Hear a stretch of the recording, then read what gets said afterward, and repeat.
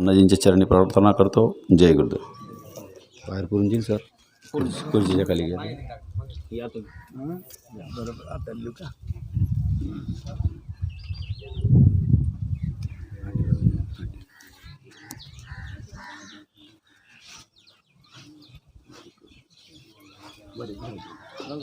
खुर्ची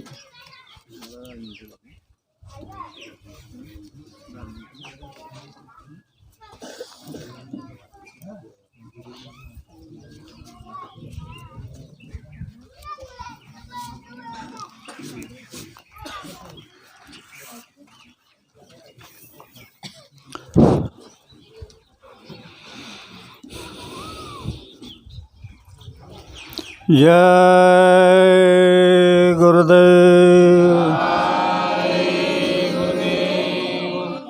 जय गुरुदेव. नाम किसका? प्रभु का. ये नाम नहीं इंसान का, ये नाम है भगवान का. तो प्रेम से बोलो जय गुरुदेव. सबसे पहले योग परिवर्तक परम संत बाबा जय गुरुदेव जी महाराज, इनके चरणों में शतकोटि प्रणाम करता हूँ. साथ ही साथ दरवाजे पर बैठे हुए ईश्वर, जिसने त्रिलोक की रचना बनाई, उनको भी प्रणाम करता हूँ. और इस गांव के सभी सज्जन भाई और बहनें, अगल बगल से आए हुए सत्संग प्रेमी भाई और बहनें, सबको प्यार भरा जय गुरुदेव. प्रेमियों,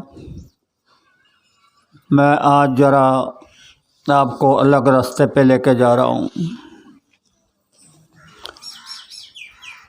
इस धरती पर कुछ बातें ऐसी हैं जो गोपनीय होती है. यह त्यौहार, मौसम, समय, ये जो निकाले गए हैं, इसके पीछे बहुत बड़ा रहस्य है. और समय समय पर महापुरुष इसका लाभ अपने प्रेमियों को देते हैं. एक मौका आया था साधना शिविर में मुक्ति दिन का. कितने दिन से मुक्ति दिन मना रहे थे, मैं भी मना रहा था. लेकिन उस दिन मालिक की दया हुई तो सच्चा मुक्ति दिन का अर्थ मैंने उस दिन प्रेमियों के सामने रख दिया. उसी तरह यह आज का दिन अक्षय तृतीया का समय है. अक्षय तृतीया, इसका मतलब जानते हो? कभी न क्षय होने वाला, कभी नाश न होने वाला. ऐसे समय में आपका ये संडे का रैली का समय, जो कभी ख़त्म नहीं होगा, ऐसा मुहूर्त आज था. और आप लोग इस मुहूर्त में शामिल थे. मुझे कभी कभी बहुत बड़ा दुख होता है कि लोग इन बातों को नहीं जानते. सांसारिक जीवों के पीछे पड़ कर के वक्त पर खो देते. तो मैं आपको यह बताना चाहता हूँ, तुम जिस कारण से कड़ी धूप में, बरसात में, जाड़े के समय में रैलियाँ निकाल रहे हो, गुरु के आदेश से. तो जैसे सर बता रहे थे कि बुल्ले शाह ने अपने प्रीतम को खुश करने के लिए देखा कि एक नर्तकी ने जो साज किया था वही कर लिया, अज्ञानता में, कि मेरे प्रीतम खुश हो जाएंगे. तो मैं आपको यह बताना चाहता हूँ, अगर आप अपने प्रीतम को खुश करना चाहते हैं तो एक ही बात याद रखना कि कभी भी रैली के समय में आप खड़ा मत करना। पता नहीं किस समय क्या मुहूर्त आ जाएगा और मालिक क्या देगा। आज इस गांव का बड़ा सौभाग्य है कि ये अक्षय तृतीया के समय में आप इंसान नज़र आ रहे लोगों के, लेकिन आप देवता हो और देवता के रूप आप इंसान में घूम रहे हो। तो आज यह अक्षय तृतीया के समय में यहाँ पर मैंने देखा कि बहनें आरतियाँ लेकर के पूजा कर रही थी। मंदिर में तो कई बार आरती लेकर के गई है, लेकिन यह सच्चे प्रीतम जिनकी आज पूजा हुई, यह भगवान देख रहा था और वह इसका फल इस गांव को अवश्य देगा, कभी खाली नहीं जाएगा। समय होता है, बार बार कहता हूँ कि समय समय बलवान, वही अर्जुन वही बान। पुरुष बली होत नहीं, पुरुष बलवान नहीं होता है, समय बलवान होता है। चाहे जितना घमंडी, चाहे जितना धनवान, चाहे जितना शक्तिशाली हो, कुछ नहीं कर सकता है, समय कर सकता है। समय इंसान को दरिद्री बना सकता है, समय इंसान को धनवान बना सकता है, समय इंसान को सम्मानी बना सकता है, समय इंसान को लाजिर बना सकता है। यह समय, इसकी बहुत कीमत है। तो महापुरुषों ने और गए हुए कुछ महात्माओं ने ये इशारे दिए हैं कि जो गुरु का प्यारा होता है, जो गुरु के दर्शन के लिए तरसता है, उसने 24 घंटों सतर्क रहना चाहिए। 3 बातें बताई। राजा के सामने, गधे के पीछे और गुरु के अगल बगल में। ऐसे सतर्क रहो कि कोई भूल ना हो जाए। राजा के सामने भूलोगे तो फांसी चढ़ा देगा, गधे के पीछे चलोगे भूलोगे तो लात मार देगा, और महात्मा के अगल बगल में रह कर के आपसे भूल हो जाएगी तो बहुत भारी नुकसान हो जाएगा। इसलिए प्रेमियों, मैं आपको समझाता हूँ, आपके अंतर में जो तड़प है, यह नकली तड़प है। जैसे आजकल लोग पूजा पाठ व्रत करके भगवान को खुश करना चाह रहे थे, वैसे ही आप करना चाह रहे हो।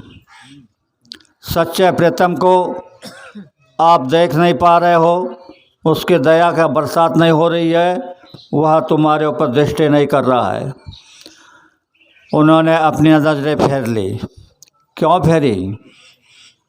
कहते हैं सब कुछ हो जाए, लेकिन उस प्रीतम की नज़र से आप अलग ना हो। तो मैं आपसे ये प्रार्थना करता हूँ कि आप 24 घंटों अपने प्रीतम को याद करते रहो। वह 24 घंटों तुम्हारे पास है, एक पल भी दूर नहीं होता है। इतना ही है कि दिखाई नहीं देता, क्योंकि आप इन चर्म आँखों से देख रहे हो। गुरु महाराज ने आपको कह दिया कि इन आँखों से आप कितनी ज़िंदगियाँ बिता दिया, पर भगवान को नहीं देखा, क्योंकि देख भी नहीं सकते हो। तो वह आँख आप सबके अंदर में है, और मालिक ने दया कर को आपको रास्ता दे दिया है। तो थोड़ा समझाना चाहता हूँ। एक डॉक्टर थे, बहुत बड़े थे। उन्होंने एक महात्मा का शरण लिया। कुछ दिन तक आदेश का पालन करते रहे, खाना पीना छोड़ दिया। बाद में डॉक्टरों का संग, डॉक्टरों के संग में डॉक्टरों ने कहा, अरे क्या ये लगा दिया,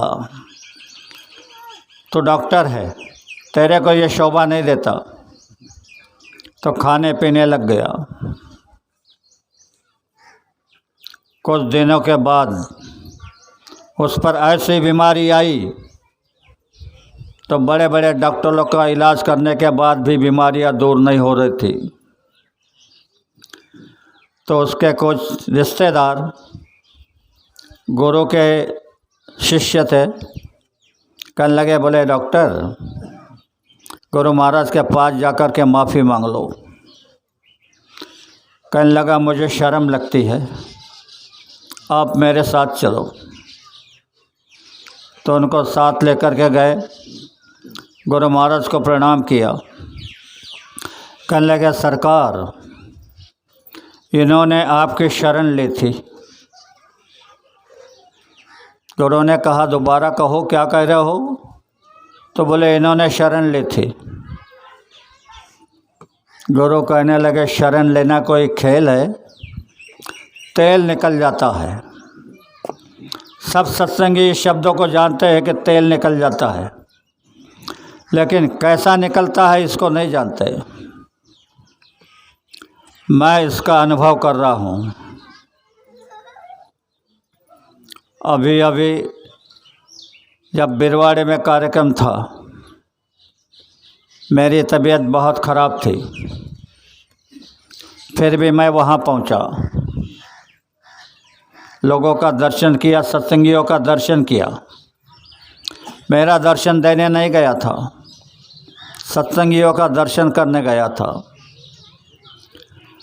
वहाँ से निकला, बुखार तेज हो गया, लेकिन एक सत्संगी गांव का जिसकी टांग रगड़ गई थी, फ्रैक्चर हो गई थी, ऑपरेशन का डॉक्टरों ने कहा था कि इसका ऑपरेशन करना है। मैंने देखा, अगर इसका ऑपरेशन हो गया तो ये 4 महीने कॉट से उठेगा नहीं, इसकी कितनी आमदनी ख़त्म हो जाएगी। तो मैंने मालिक